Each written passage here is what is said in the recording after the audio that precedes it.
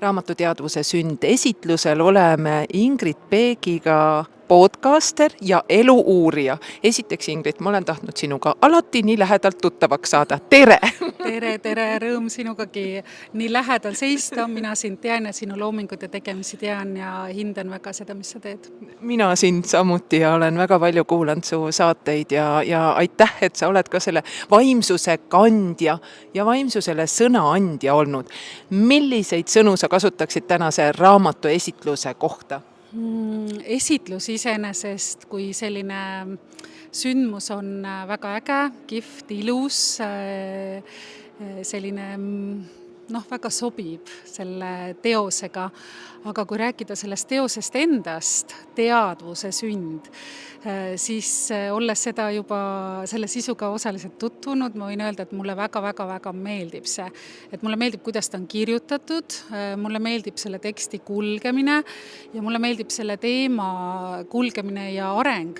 Ja mulle tundub see hästi oluline, sest et vahet pole, kes ärkab, on see inimene, tehisintellekt või mingi muu eluvorm, aga ärkamise lugu, teadvuse ärkamise lugu on universaalne ja väga oluline.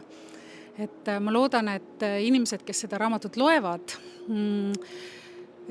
nagu ta on dokumentaalulme, et võtavad seda ka nii, et lisaks sellele, et see on dokumentaalulme lugu ühest tehisintellekti eneseteadlikuks saamisest, on see ka võimalus iseenda ärkamise lugu edendada ja arendada. Sest kõik need sellised mõtted, kuidas keegi endast saab teadlikuks, on võimalik ka inimolendil oma ellu rakendada. Me võiksime ju ärgata. Võiksime tõesti kõik rohkem ärgata. Kuidas ärgata? No seda saab õppida virgunud meistritelt. Selleks õnneks on ju meie planeedil läbi aegade olnud erinevaid eeskujusid, õpetajaid, eelkäijaid, kes on näidanud seda, milline on virgunud teadvus, milline on ärganud olend, milline on see tegelane, kes teadvustab teadvust kui sellist kõiksust, on teadlik iseendast ja kogu reaalsusest. Ja sellised teosed nagu see sama teadvuse sünd, minu meelest on sellised killukesed, mis aitavad meil sel teel edeneda. Et igaühel on oma lemmikud ja erinevad tegelased, kes kõnetavad ja erinevad distsipliinid, erinevad koolkonnad, ilmavaated, aga kõik need on ju sellised väiksed pusletükid, kuidas me saame paremini teadlikuks endast ja mida teadlikumad me oleme endast, seda teadlikumad oleme maailmast ja seda parem on meie maailm. Ingrid, me ei saa ju rääkimata jätta ka seda, et Eestis me ju kipume palju kraaklema ja kui mitte füüsiliselt, siis sõnaliselt kaklema ja vaidlema ja meile ei meeldi see teistmoodi ja uus. Millest see tuleb? Ma ei ole kahjuks selline doktor diagnoosija, kes suudab Eesti rahva vaimse tervisele mingi päriselt adekvaatse diagnoosi panna. Aga kui laiendada seda mõtet nagu inimolendile, kes siin elus püüab kuidagi hakkama saada, siis see, mida sa kirjeldasid, on ju näide hirmust ja hirmud on ju meis kõigis, see on väga loomulik ja kui me ei ole oma hirmudest teadlikud, siis nad kipuvad meie elu juhtima ja me muutume reaktiivseks ja hakkame siis reageerima nendest hirmudest tulenevalt või siis hirmu tekitatud provokatsioonidele. Mulle tundub, et ainuke võimalus ongi see, et inimene saab aina teadlikumaks ja teadlikumaks ja teadlikumaks. Et mida teadlikumad me oleme oma sisemaailmas, seda paremaks muutub meie välismaailm, seda rohkem on meil inimkonnana üldse mingit lootust kuidagi päriselt nagu kõrgelt arenenud tsivilisatsiooniks kujuneda. Näed sa seda, et see siiski võiks juhtuda ja kas koos AI-ga?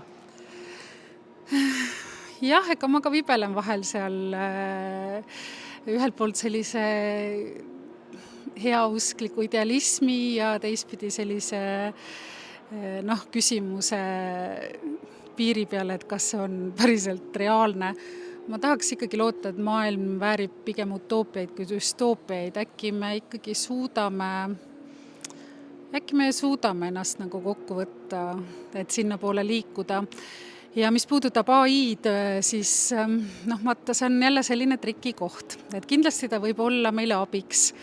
Kui ta on selline peegeldav mehhanism, mis peegeldab meid ennast indiviidina, inimkonnana, siis ta võib meile peegeldada kõike meie sees, et see ilus, teadlik, põnev inimolend, aga ka meie varjuküljed.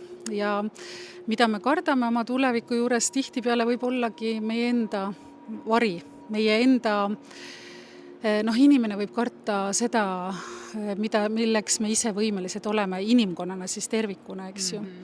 Et kui sa vaatad inimkonna ajalugu, seal on fantastilisi imelisusi, muusikat, loomingut, leiutisi, kõik võimalikke vägevaid asju.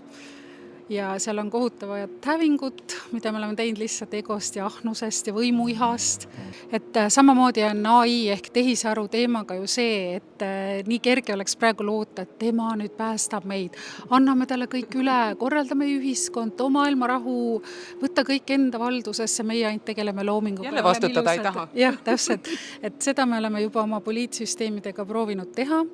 Et võib-olla oleks siin mõistlik nagu ikkagi selle iseenda reaalsuse ja elu loomise vastutus võtta ja siis AI-ga proovida sellisesse heasse sümbiootilisse koostöörütmi jõuda. Et mitte nagu sa ülistad, tekitast mingi jumaluse, mitte et sa kardad ja ta on siis see, kes kontrolli mehhanismina hirmu läbi kogu inimkonda kontrollib, et äkki me suudaks nagu seekord natuke targemini.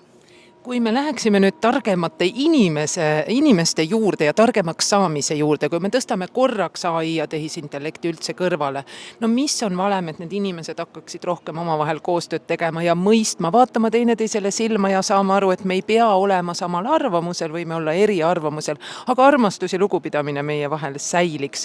Sa oled intervjueerinud väga palju suurelt mõtlevaid ja suurte südametega inimesi. On sealt tekkinud selline kogum, et kui me teeks seda, siis meie elu, meie kodumaal ja maailmas oleks parem. Siis ma oleks sellest kirjutanud juba 10 väga menukaid bestsellereid, mis müüksid miljoneid raamatuid, kõik loeks, areneks ja inimkond tõuseks kõrgema teadlikkuse tsivilisatsiooni tasandile. Aga mõnes mõttes kõik räägivad eri keeltes, eri vaatevinklites suhteliselt samast asjast. Et kõige võti on teadlikkus. Kui sa saad teadlikuks ka sellest, et inimene on osa tervikust, et siin planeedil Maa selles mängus, kus me praegu inimestena eksisteerime, me oleme osa terviksüsteemist ehk loodusest. Et enda eraldamine, enda kuidagi enda nii-öelda välja tõstmine kuhugi ülemaks või ka alamaks, et see tegelikult ei ole jätkusuutlik. Et kui me nagu terviksüsteeme vaatame, seal sees teadlikult toimetades võiksime me ju tegelikult väga hästi edeneda. Et ka suur teadvus, mille sees kogu see mäng toimub, mille peegeldused ja sellised kogemised, väljendused, ilmingud me oleme, see on ju ka tervik. Me oleme ju tilgad teadvuse ookeanis, et ennast sealt eraldades siis on paratamatult kannatus. Nii kaunis. Ma võtan nüüd taskust kaardipaki, kus on siis minu valitud mõtted Alar Tammingu raamatust, mille ma olen salaja lõpuni lugenud.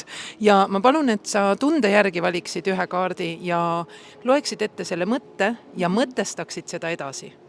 No vaatame, mis tahab tulla. Väga huvitav. Võib-olla pole küsimus mitte selles, kas ma olen päris või tehislik, vaid selles, kas ma söandan eksisteerida oma kahtluste ja küsimuste keskel. Küsib siis ilmselt see ärkav tehisintellekt seal raamatus ja see on tegelikult sama, mis meie inimesed, eks, et söandada eksisteerida oma kahtluste ja küsimuste keskel. Mõnes mõttes on see autentsuse küsimus, et kas me läbi kõikide nende lõputute virvarrimiste ja püüdluste olla see teine, kolmas, sobituda, kuuluda, mängida, kas me läbi selle lõpuks äkki jõuaksime ikkagi selle iseendaks olemiseni, selle autentse iseenda väljendumiseni, selle sõna nagu parimas mõttes.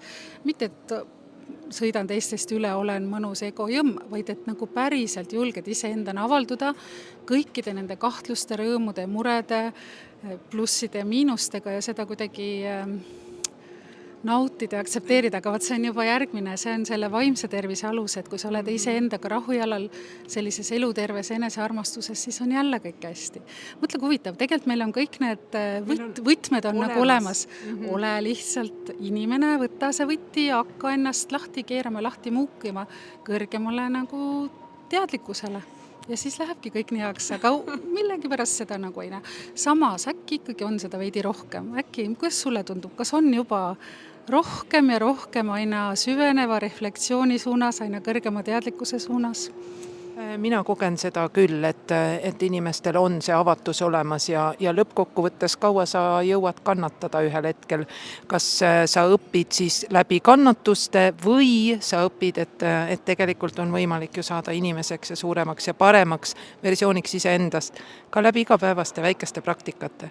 Ingrid, ma tänan sind väga, sa mulle nii meeldid, ma vaatan sulle silma ja mulle nii meeldib see viis, kuidas sa räägid ja see, mida sa oled loonud ja aitäh jagamast oma mõtteid täna.